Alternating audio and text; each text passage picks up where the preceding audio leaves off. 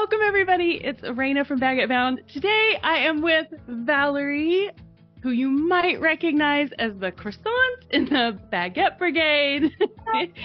Yes, with her coffee. So today, yes, the classic French. So today we're going to talk about, many of you know Jason and I are still working age. We still need to earn money in France, but we moved independently. And if you don't have a job in France, you need to figure out another way to earn money while you're here that is acceptable to the French government. And that is what we're going to talk about today, figuring that out. Valerie helps Anglophones do that. So Valerie, will you tell us, what part of France are you in, and how did you start helping Anglophones move to France and start businesses?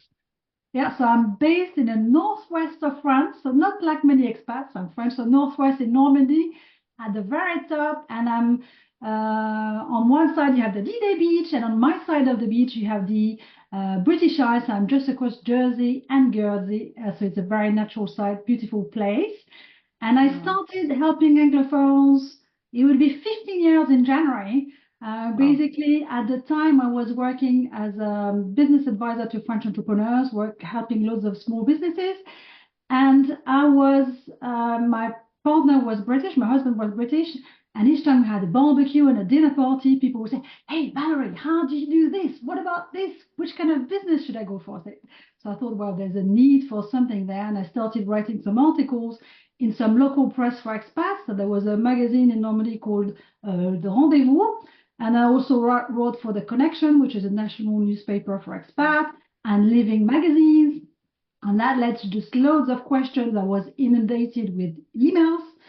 And at the time, I was on my third maternity leave, and my husband said to me, "Well, Valerie, I know you're going to get bored, so I just designed a blog for you so you can recycle all your articles and keep writing." So off I went, wrote more articles, which led to more questions.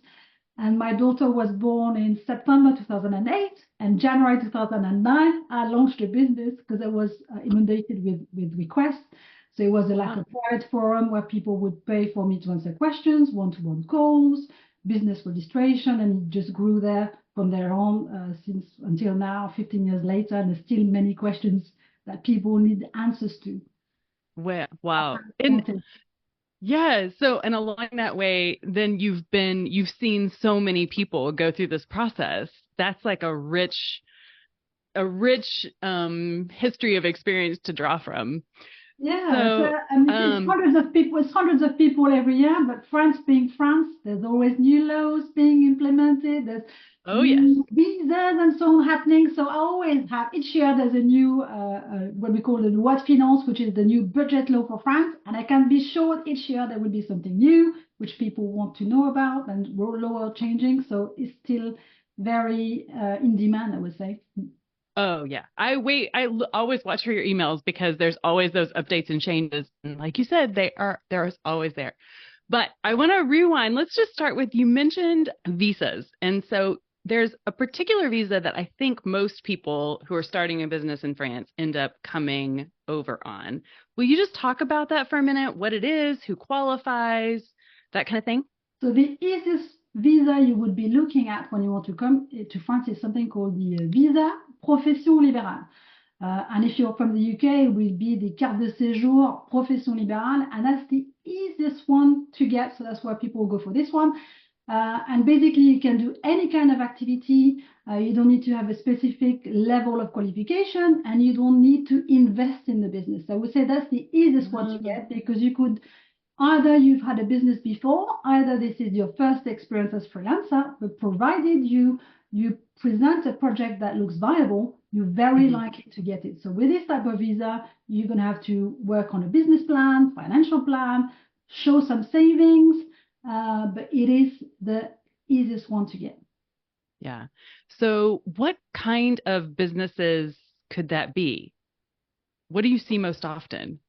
Anything. So basically, it's called Visa Profession Libérale. In France, Profession Libérale, when we talk about this, we tend to refer to more intellectual-based activities, so consultancy work, but it's any kind of activity. And in the people that I see, I would say there's definitely a lot of consultants, so programmers, developers, community managers, marketing, coach, And then you have another type of activity, which is more about the wellness.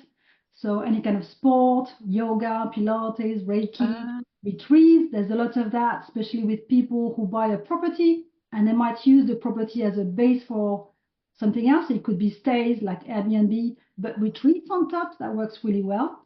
And the last one, so it's more what I would call the tourism-based activities where you still have that gîte, or you might do like cycling tours, looking after people's properties, like a concierge services. So that's the one I would see the most of to start with. They're not super original ideas, but they are the one that generate a regular income. Yes, which is exactly what you want. And you actually have a great download about this, which is, I think it's called 100 Business Ideas to Start in France. Exactly. Yes. So if you're not sure about what you want to be doing, I would say start by downloading that. So it gives you basically 100 ideas. You can think, oh yeah, I didn't think about that. I could do this. But what you have to bear in mind is usually when you start a business in every country you might go to, either it comes from past experience. So you might have been an employee, you're very good at what you do, and you start freelancing in that. Either it could be passion, you're passionate about golfing, you're passionate about surfing. Either it could be a new skill that you're learning. So you've been training to be a coach, you've been training to be a yoga teacher. There are three great sources of potential business because that's the one that you will have either the experience, the network, or the passion about. Experience, passion, or network. That's a great way to frame as a springboard for what your business might be here. That's where you can start your brainstorming. Yeah. Yeah, I love that. It's like give some structure to it.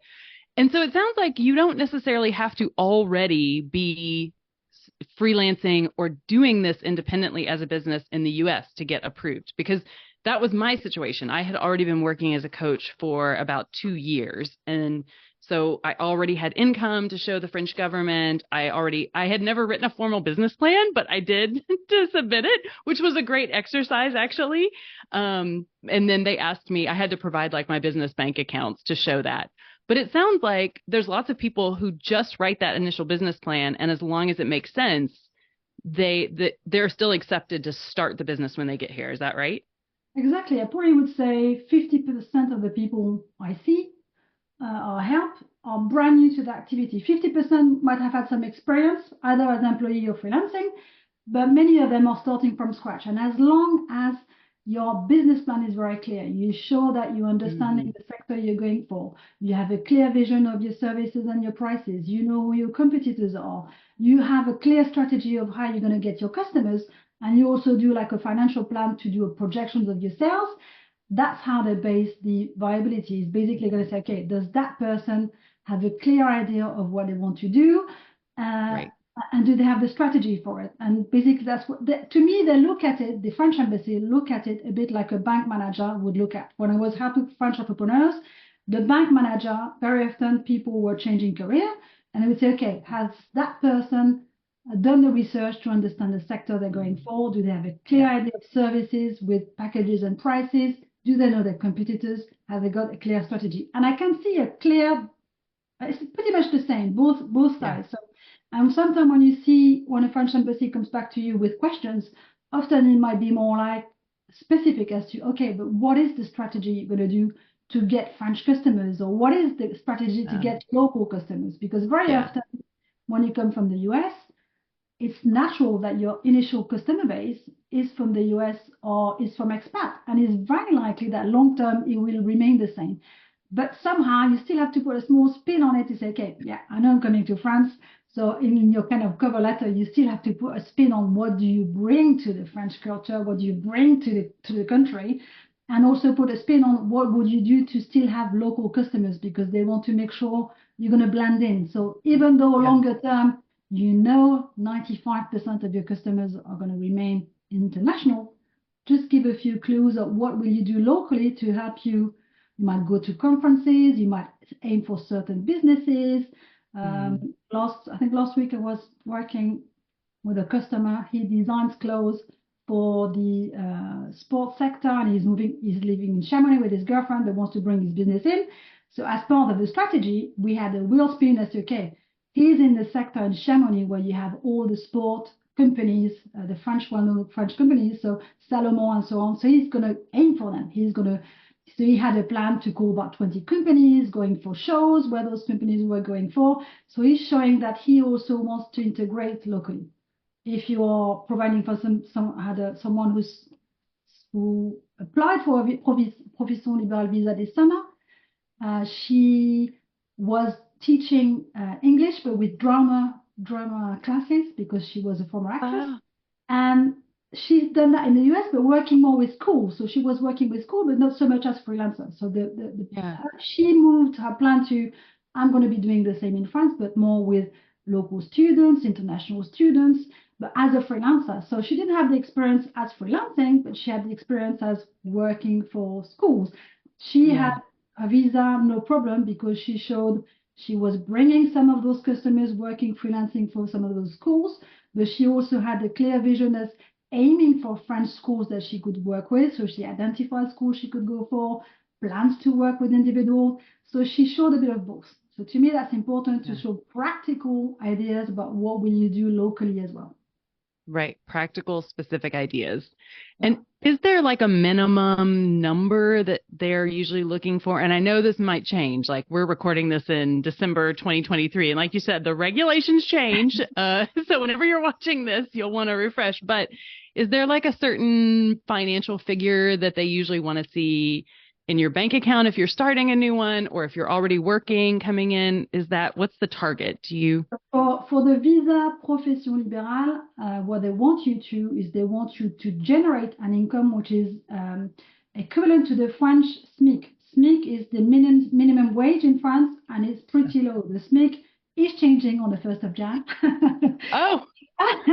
On a monthly basis in January, it'd be 1,400 euros per month net. So basically, they want you to show that over a year, you're going to generate, or you have at least 17,000 euros of income. And this could be either income that you're going to be generating through your business, or it could also be savings. So usually when you apply for the visa profession libérale, it's just nice to show that your business plan is going to generate at least that income. And basically, we have to explain a question of terms here, but when you say 70,000 euros, to me, in terms of turnover, you're looking at least at 26,000 euros, because you want to add on top. When we're talking about income, it's what we take out of the business. It's not the turnover in French. So in French words, you think 17,000 euros to live from. So turnover, you aim for at least 26,000. And don't be too pessimistic, because some people will say, oh yeah, I'm starting from scratch. Maybe I won't make it. I don't care. Show me, pretend you are, because you don't show a business. Sometimes I see people showing me like a loss in year one. No. You're not making a loss. Maybe you've been pessimistic, but on paper, you want to show you at least generating this. And besides that, you have savings. So this way you're showing a double win. You're saying, I can generate that through my business, and I've made a business plan that shows I do. But besides that, I also have the savings. So if things go bad, I can still support myself. So to me, income, when I talk about it for them, they mean business source of income. It could be rental income. It could be a private pension. It could be saving. It doesn't matter where it comes from. But for my customers, I like to see a business plan, financial plan that shows you generate that, plus you have savings. So it's like very reassuring for them to see they think they can make it, and whatever happens, they still have money to live from. Right. Because the Republic of France wants to know they're going to let you in and you're going to be able to support yourself. Exactly. They don't want to be you to be asking for financial help. They want to see that whatever happens, you can make it. But when you think about it, 17,000 euros, if you're living in Paris, it isn't that much to be living from. Maybe in Dordogne, but in rural France, but in Paris, it'll be a bit tougher. Yeah. So that's something to kind of take into consideration personally, obviously, with your planning, is having that support, especially if you're getting something up and running. Because, I mean, in the US, I always heard it takes 3 years to really make a business profitable. So, there's just something to think about having savings. In France, you would do the same. You would say, basically, it's going to take me 3 years to build up my customer base. But in your plan, it's best to be optimistic and sure you can get there. Yes. And in practice, the first year is going to be harder, but you're going to go towards that. So you make your best. And it also depends from the network that you have, because some people who are moving to France with a professional network and current customers it's going to be much easier. Well, if you start from scratch, in that case, yes, you show a lower turnover, but you show more savings. Yeah, exactly. So you're covered either way. How, I know this is like a very big question, but I know it's also something on people's mind. How hard is it to set up a business in France? Because you can't, on this visa, you can't just like leave all of your things set up in the US and just say, oh, I'm working here in France, but everything is still in the US. No, you have to actually become a French business, right? You register, this is part of your visa. Like, what is that like? How hard is it? Yeah. So first of all, yes, you said you would create a business. Once you're here, you have to do it. And you You have to also, do it. as you said, you also have to have a clean cut between once you have your visa and you're moving to France, you want to clean up your setup in the US because you moved and you said you were a French resident, that's where you are. So if you had a US business, either you're going to close it down or it's going to become dormant. But for someone who have, for instance, an incorporated business in the US, you certainly don't stay on the payroll because that would be very costly. So you need to prepare. Either you close it down, either it goes dormant, or unless you have employees working there, but usually you start a brand new entity. In terms of how hard, it's not necessarily so hard. You have to choose the business that's going to make it easy for you. Basically, in France, we have different types of business structures, but you have to see it as a staircase. You have the first step, second step, and you start with the easy step, and then you move up. Often I see people who are getting advice sometimes with immigration lawyers or avocats, and they're going to say, oh yeah, you want to go for the French incorporated business because you want to protect your asset. And then they end up with that business, which is super rigid. They don't understand it. They don't understand taxes. And that's when you get the horror stories about France with people having huge bills because they haven't understood their taxes or it's been poorly explained to them. And that Right. can be very stressful and draining. So really make it easy for yourself. Start with the first step. You're going to start with a super simple business like a sole trader, do 1 year, and then move up. At the end of each year, basically think about in terms of calendar year, at the end of each year, you review what you've done so far and you decide whether it's time to move up to something else. You can always go up one step, but to actually go from the top step down is going to be stressful and costly. So it's easier to start with something super simple like a micro entrepreneur, a sole trader. Unless you have high expenses or very risky business, before people tend to come to France, as we said earlier, very often it's consultancy work, services, where there's very little risk and also often little expenses because you're quite likely to work online and not necessarily rent somewhere. So a sole trader is nice to start with. It's not costly. It's super easy to manage. And then you keep moving up. Yeah. And I want to just like pull apart one thing that was confusing when I started this. So it might be for viewers is, so the profession liberale visa is your immigration status. That's what sort of the little category that the French government is putting you in that allows you to be here and gives you the rights that you have with running your business. Micro-entrepreneur, which in English looks like micro-entrepreneur. Yeah. And it's also still auto-entrepreneur some places, right? You'll still see auto-entrepreneur. You still hear both, yeah. Yeah, so that is the tax status, that's like the structure of your business around how you report and how you pay taxes. So those are two different things. And I think when we first started looking at this, I was sort of mixing them up and didn't realize they're really like two separate things. So when Valerie was saying like the micro entrepreneur is the simplest thing, right? It might not be like if you talk to a tax optimization person, like you said, it might not be the most down to the penny optimized structure forever, but it's so much easier to understand, to start your first year, and you're figuring 1,000 other things out. So you want to minimize as many stressors as possible in a big international move. And I think that's one way, is just starting, like you said, with something that you can optimize it later, but it's you have to be under the income limit for that, right? That's probably the biggest thing that would exclude someone from choosing that structure. There's a limit in terms of turnover. So for instance, if you do services, you can only do the first year in business, you can only make 70,000 euros. The second year in business, it doesn't matter. But the first year you're starting, for many people, actually, you may not make that. And the good news is, even if you were exploding this, halfway through the year, you could go into French incorporated business. But the thing is, when you arrive to France, you've got so many things to be looking into. You got to look for a house, you have to settle down with your family, you have to look for schools. The fact you created a French incorporated business with stronger regulation, bookkeeping, accountancy, and I've had, often when, I guess when you were in the US and they said you're moving to France, people said, why France? You can't make a living. Or horror stories you might have heard before, they tend to go with the bigger type of businesses. I mean, 2 weeks ago, I had a young lady, she moved over to France. She was doing a community manager. She had a great contract with a large customer and a small customer. So she went for a French Earl, it's like incorporated business, but with no dividends. She went for the wrong one. Was poorly advised. They said, oh, you have to go for a French incorporated business like a Earl. Wasn't explained her taxes properly. After her first year, she lost that big contract, so her main source of income disappeared. She was with a smaller contract.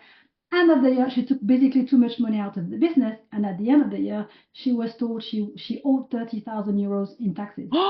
Basically, she was badly advised because she took far too much money out of the business, because in her mind, she had income plus dividends, where dividends didn't work in that business type at all. So we had a crash call where we just looked at how can we improve things, what can she claim back, adjusting her call for taxes. But basically, she was taking contract just to pay her taxes. And she was poorly advised by, and I'm sure if the accountant, she goes back to him and says, oh, yes, I did explain. Well, not really well, because I didn't gather that. And she should have gone one step higher. But basically, for these reasons, it's always easier.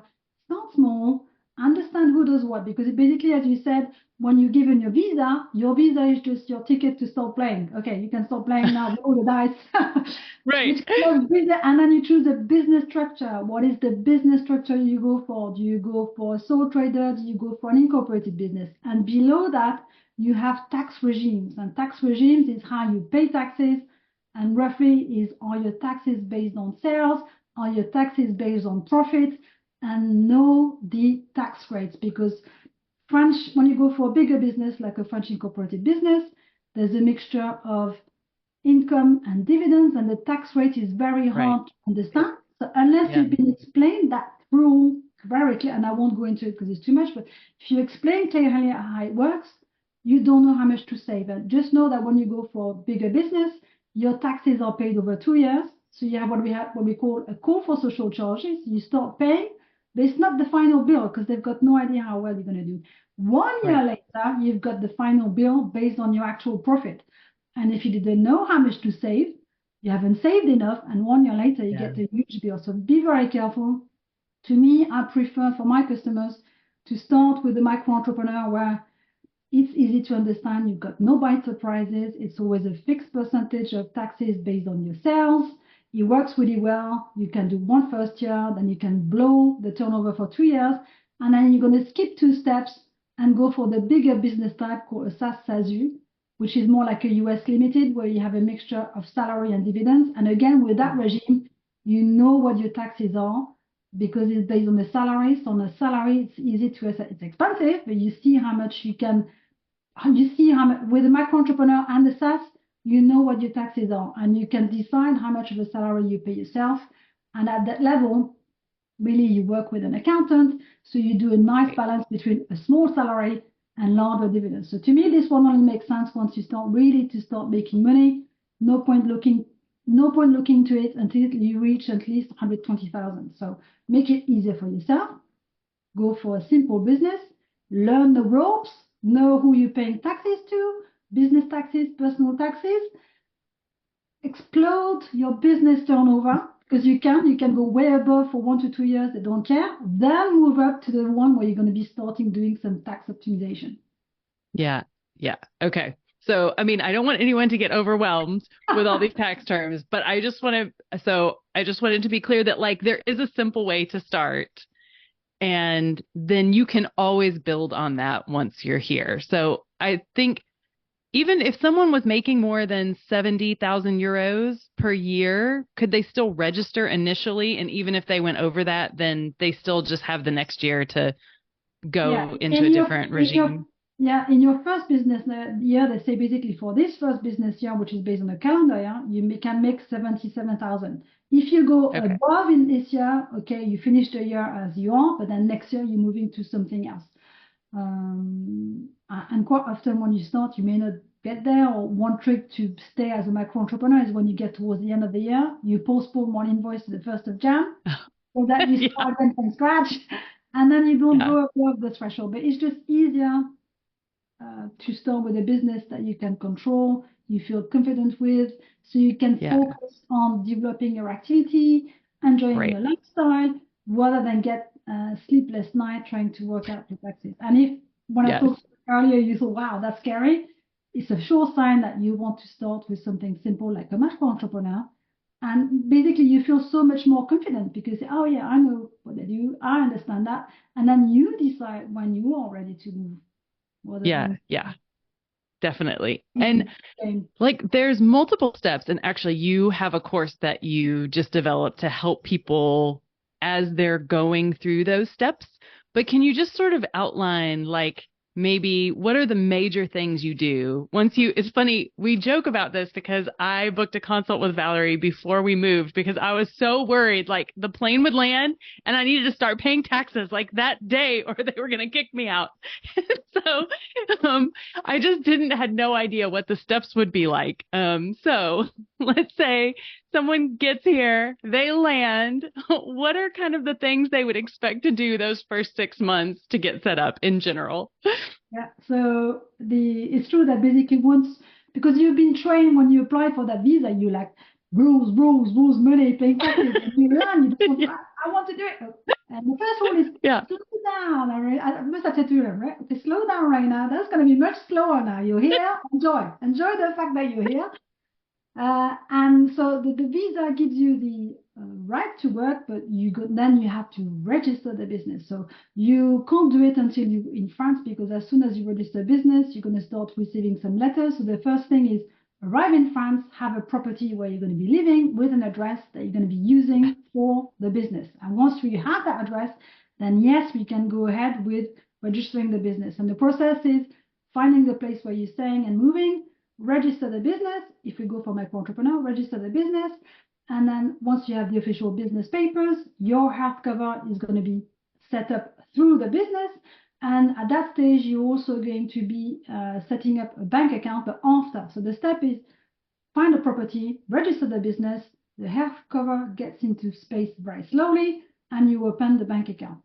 And what you have to bear in mind is that registering the business itself, when we have the right paperwork, it can take like 2 days to 2 weeks, and you have your official business paper. So from then on, you can start invoicing, you can start working, but you need to have that business paper before you start trading. You don't say, oh, I just do a couple of customers, and once I've signed them up, I register the business officially. You need to have that CIRET number as your official business idea before you start doing any promotion, before you start working. So that first, then you start working.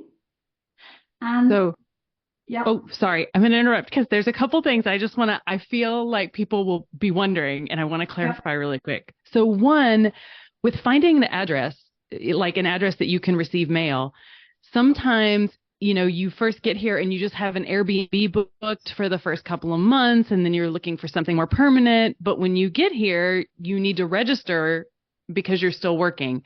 yeah. How can you use like a virtual PO box? Like what are other options if you Yeah, so don't like you can't get mail at your Airbnb? yeah, it's a very good point because, as I said, once you register the business, you're going to start having some paper arriving, and for your health cover, it's very slow. It can take 3 to 4 months. You don't want to move houses within the first 3 to 4 months, otherwise you're going to mess up your health cover. And sometimes you don't realize when you move house, you might have moved by 20 kilometers, but you're in different department or a different region, and then the health body is not the same and they don't talk to each other. So your health cover is like somewhere in thin air. And I have people staying like this for 1 year. So if you know you're gonna, for instance, if you start by renting a gîte for 3 months or an Airbnb just for 1 month and you move, you do set up a PO box, and in French it's called a domiciliation address. And there's a website I work with, or a company called Ce Domicilier. I'll just give you the details. It's a PO box, domiciliation, and basically you're going to be renting a commercial address. So that's the official address that appears on business directories, and that companies know where you live. So the only thing you need to do is to inform that company wherever you're moving, you keep updating as to your new address, and the business address remains the same, which means that all the mail that you should be receiving from the tax office, the health body, your staff and so on keeps arriving. You just go and collect it. So in France, you can use something like this, or many, if you live in a big town or a smaller town, sometimes you have co-working spaces. Very often they would also provide PO box services. So that's quite nice because you can also go and collect your mail or go and work there for the morning. But in that case, the process is first you set up the PO box. What you learn in France when you have a glass of champagne and a croissant. You set up the PO box. You register the business, and then the rest trickles on. But basically, don't do it too fast, because you know that in the first 3 months, you're going to be receiving a lot of letters, and you're going to have to be taking action, which is the thing that I cover in my course, Manage Your Micro Entrepreneur, where I basically explain to you what are the different papers, what they mean, who are different bodies, which kind of online accounts you need to go and create, what they look like, how to do your declarations. And with Manage Your Micro Entrepreneur, now it's like a yearly support. So when you join in, you know you have a live Q&A with me every month, and we have a few workshops or meet the expert sessions, so that you know for 1 year, I've got your back covered as your business grows. Because basically the first 3 months, it's a lot to take in. Then you pretty much manage it. You're very confident, and then you're going to be reaching certain level of activities where, again, there'll be new things to do. And at some point, you're going to have to file a French income tax, and that's going to be pretty scary. So all those are coming in the first year. Yes. Oh, I know I got more sleep those first few months because I was in Manager Micro Entrepreneur, because there are all these papers coming, and you're like, okay, some you need to send. You had a checklist, I remember, and some of them were like, you had little symbols that I would know, okay, I need to file this, I need to send this back, I need to do something online with this, or you had like a little trash can, like, just throw this away. For something satisfying. Yeah. So it was amazing. Okay, so to start with, so if you don't have a place locked down where you know you can get mail for, like, I would even say in my experience, it was like the first 6 months that I had important letters coming, because when she says health cover, what she means is like your health insurance with the Republic of France. So like the public health system that you will be in. So if you're not going to have that, and we'll put the link in the description, you can set up a domiciliation, or basically a PO box with someplace, and you can use that address to register your business. So, okay, so that's the first thing. Get that address, either one you're going to have at least 6 months, or a PO box, and then you're going to register the business, which you can do online. It actually wasn't that hard. I went through it like with kind of referencing some of your instructions. You register the business, and then you'll get some paperwork. As soon as you register, though, you can start your activity. You can start seeing clients. You're official. You have that SARET number, which is a little bit like a business ID in the U.S. It kind of just it's like the French government recognizing, okay, you're official. You've told us that you have a business. And then you can start seeing clients, and then you register for your health insurance. And then after that, the next thing was you need a bank account that is, it doesn't necessarily have to be French, but it does have to be European, because they use a different, like in the US, we have those, what is it? Now I'm RIB, if you've ever had it, like numbers are different that you use, and you're going to need it to pay your taxes. So you're going to need a European bank account. Best is a French bank account.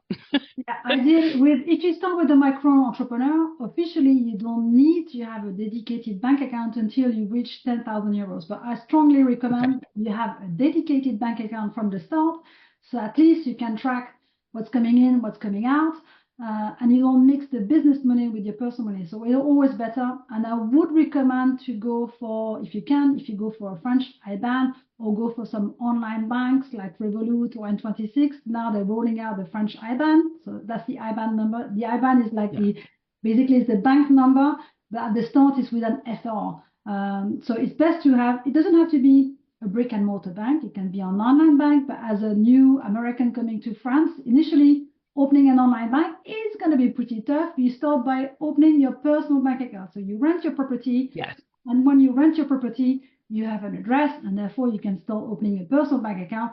That will also make everything easier because again, you're in the system. So from that point, if you want to open an online bank account for a business, it is much easier because you are in the system. And for instance, many Americans working from France, often they might have people wanting to pay them abroad or pay through a payment gateway. That's fine. You could get paid through Wise or PayPal or Stripe. But it's just nice that at the end it goes back to a French bank so that you can pay your social charges to yourself. Yes. So actually, that's one thing I wanted to touch on then, because next, after you have this bank account set up where you have I was trying to think of the word routing number. In the US, we usually call it a routing number, and here it's like an IBAN number. Yeah. So they're a little different. But there's social charges and there's personal income tax, which is, and we pay those separately here in France, which is a little different because in the US, you've got like Social Security tax, but it sort of all comes out together. Like it's not really separated. So will you talk about that for just a second, like the difference, what social charges are, and then income, it's different than income tax. Yeah, so you have to think of business taxes and you have personal taxes. So you set up your business and your business is going to be paying social charges, charges sociales, to a body called URSSAF, URSSAF. So social charges are the contribution that your business pays to the French system, and those contributions are going to go towards your health cover. So your health cover is generated by the business. It's going to go towards a state pension, is going to go towards a training fund, and it's going to go towards the French generic system. So you are paying this through, the business is paying for this. And based on the type of business you have, that's when we talk about regime. Think of it as a diet. Regime means diet, but it's pretty much the social charges. Your regime is either you pay social charges based on your turnover, either you base it on your profit based on the type of business you go for. So that's the taxes that your business is paying. But you as an individual, you also have to pay taxes to the French government, which is what we call the income tax. And to us, an income is confusing for Americans because income is the money that you get paid for, whether it's through your business or as an employee or as some rental income. So income tax is paying taxes as an individual to the French government for the money that you have generated, whether it's rental, whether it's employee, whether it's freelancing. So through your business, you pay social charges. And as an entrepreneur, you also get some income out of your business, which is what's left. Right. So you're going to have to declare this to the French government. It's called income tax, so impôt sur le revenu. And we have to declare this once a year. And it's always 1 year later. So for instance, in May 2024, we're going to be declaring all the income we've earned in 2023. And that's where we're going to be declaring it, and we pay our taxes in September 2024. So it's 1 year later, you say how much you've earned and you pay taxes on this. So social charges are the business, that's the health cover, the pension, training fund, while income tax is just you as an individual paying taxes to the French government, and then probably goes financing schools and anything to do in France. All the things. Yeah. So, so think of like your social charges. Do all businesses pay that every month, or is that just like if you're a micro entrepreneur? For micro entrepreneur, you pay monthly or quarterly. For other types of businesses, it's done to be quarterly basis. Okay. So like for me, just so that people who are watching know practically how it works, like every month at the end of the month, I, total up all of my invoices and I convert it into euros, like based on the current rate. And then I just go to the website and for the social charges, which and then I put in how much that total was, and it tells me, okay, here's how much you need to pay for your social charges. And then I just click a couple buttons and authorize it to take that money out of the account, that the French bank account, or as long as you have that IBAN account, a European bank account. And I tell it, yep, you can deduct that. And then at the end of the following month, so like this month, I'll log in and report everything for November because it's December. And then at the end of the month here in December, it'll take those social charges out. And I love paying social charges, which I know sounds weird, but I feel like I get so much for what I pay. Like our healthcare, and I have a fringe pension that's building up now, and you get credit for training. Like, I mean, we pay Social Security charges in the US. They're just not separated out, and you get them. I have to wait years before I get those. Whereas I feel like I'm paying my fringe social charges and I'm getting things for those right now, and later on. So that's, but then our personal income tax, that's more like what we think of as every year you file your taxes at the end of the year. And so that is separate. And it's the one that, yes, it's more like the federal income tax that you would file once a year. So they're two separate things. And I think that's just it's just different than we do it in the States. Yeah. So because the time scale is different. I know many American citizens want to come in December and say, I want to file my taxes. I want to file. It's too early. Wait, too early. Come back yeah, to me. right. So Yeah. in your mind, you just have to write down what are your time scales. So for instance, for you said your social charges you went for monthly. Then, you still have to file the US taxes in January. And then you have to file French income tax in May.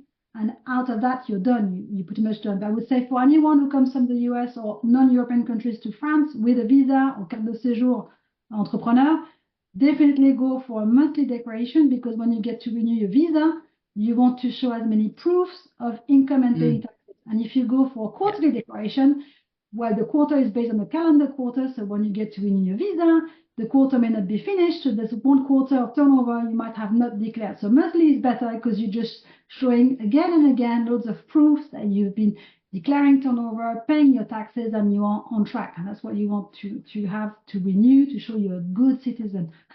Yes. And that's a good point, because that was exactly what they asked me for when I requested my renewal. They wanted all the printouts, the receipts of every month when I went to pay those social charges. That's what the immigration office used to look at and say, like, oh, she's working, she's making money, her business, and she's paying her taxes. That was what they wanted. Yeah, exactly. Because what they look at red flags. So red flags would be you haven't paid your social charges, or you haven't declared your income tax. While if you're showing those proofs, you're taking, and that's why whenever you get to renew a visa, you want to make sure when you have bugs in your business or you've had trouble or something is wrong in terms of declaration, you plan ahead one in advance so you can fix it before you renew your visa. Yeah. Oh, yeah.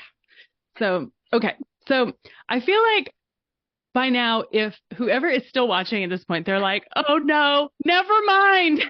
All these things. But here's what I want to say before I ask Valerie her thoughts on this is, like, all of this feels like a lot because it's new and it's just different, and it's actually not super complicated once you sort of understand, what you need to do.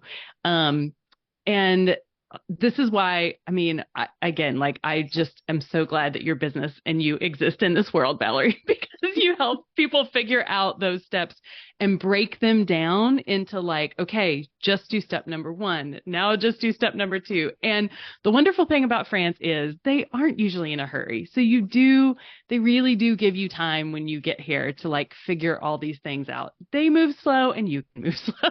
Like, it's part of, right? I mean, that's kind of how I've thought of it. Like, it's okay, right? You've got to get things done. There are deadlines, there are rules, but it's manageable. It is all like manager, micro entrepreneur. That's the appropriate name. So, like, what is your probably the biggest advice that you think is most helpful for someone who is in the US and they're planning all this and they're thinking, oh my God, this is a lot to figure out. Like, what would you say to them? I would say keep it simple. Keep it simple, and think short-term and longer-term plans. So your short-term plan is you want to come to France and start freelancing. So you go for the easiest path, the easiest business plan. And if you have other projects that you want to develop on later on, you keep the more complex for once you're here. Could be much easier. Yeah. And you focus more on the business side, the idea, what you're good at, and the technical side, legal, taxes, process. You go and look for advice for that. So you speak to me or an accountant, somebody else. You focus on what you're good at, and those are more technical points. You don't spend hours searching online for this kind of information, because it becomes overwhelming. You just think, okay, I'm focusing on the business plan, or I'm focused on and I'm not quite sure what's the best structure, or I'm not sure I understand taxes, or I don't know the order. Write down your question, and that's just one step of the process. You go and Yeah. get the advice from someone. Based on that, you move to make a decision, then move on to the next step. And I would Yeah. say it's probably more scary when you're at the visa stage because you're being asked so much information that you think, Yeah. wow, that's tough. But basically, once you have the visa, the rest is going to be so smooth because I Yeah. would say getting a visa is a pain in the neck because you have to do a lot of work. I mean, work on the business plan, financial plan, but it also, to me, it's a bit of a guarantee that your move to France is going to be successful because you've had to think hard about how you're going to get an income, how you're going to go and Yeah. get those customers, what is your strategy. So once you land here, all that hard work pays off because you're ready to go, you know your Yep. strategy. Chances are that when you worked on your product and services, that can be turned into a website pretty easily. So you've done Yep. a big chunk of work. And when you get here, you can focus on other things. You can work, but then it's more a question of finding the balance between, oh yeah, I still have to work. France is so nice, but I still have to work. And then enjoying your new life. Yeah, it's so true. That was probably one of the biggest things this year was we were here, we wanted to see and adventure so much, and I was like, oh yeah, I still need to be working. I still need to be doing the things.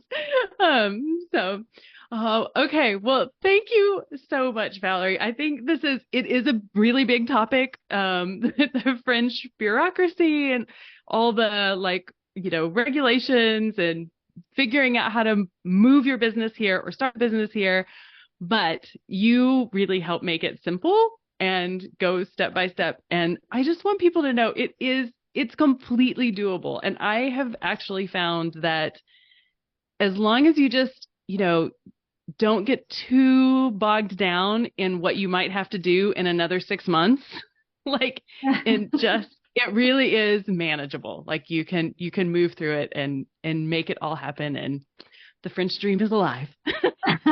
So okay. Well, as we wrap up, where is the best place for viewers to find you?